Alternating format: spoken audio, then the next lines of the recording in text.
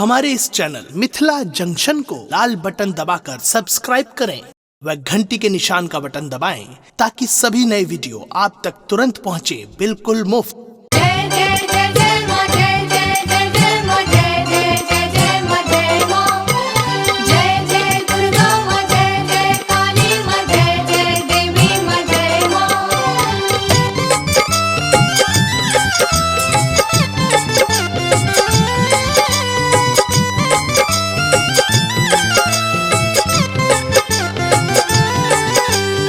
अपने सुन रहे थी गंगा कैसेट के प्रस्तुति।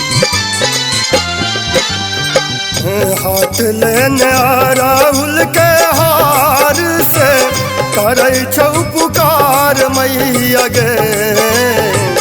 हाथ लेने आ राहुल के हार से करे छौ पुकार मैया गे।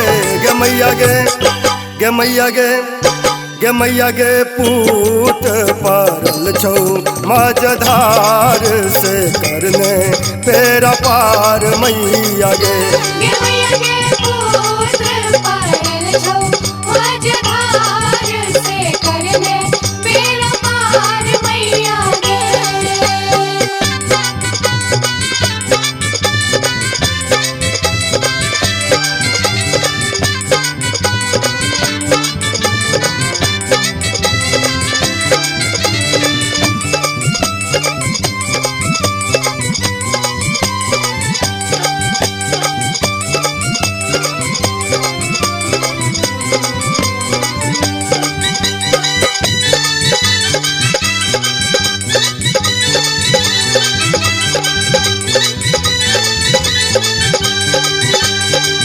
हम जिया धमानार पापी से तू ही जगता रानी गे।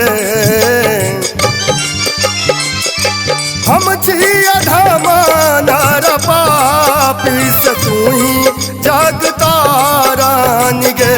गे मैया गे, गे मैया गे, गे मैया गे पूत पारल छौ माझधार से करने उधार मैया गे।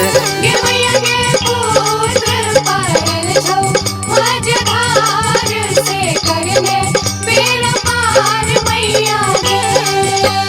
जय जय जय जय मां, जय जय जय जय मां, जय जय जय जय मां, जय मां। जय जय दुर्गा मां, जय जय काली मां, जय जय देवी मां, जय मां।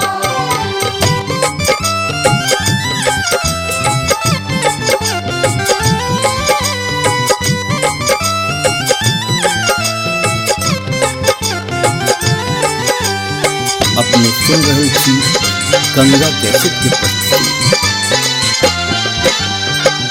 कोना का लिख ला करामा मोर सुख न जनामा भेल गे। कोना का लिख ला करामा मोर सुख न जनामा भेल गे।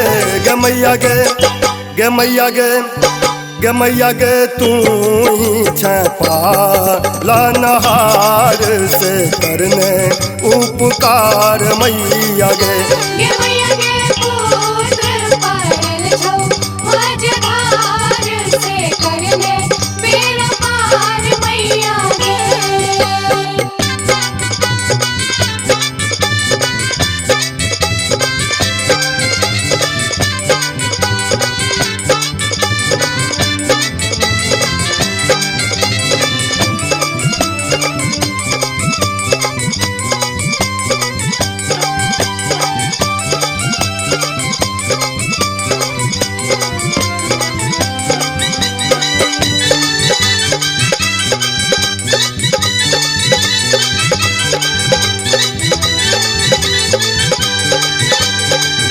लिखला गोविंदा गीत गाओल मोहना सुनाओल गे।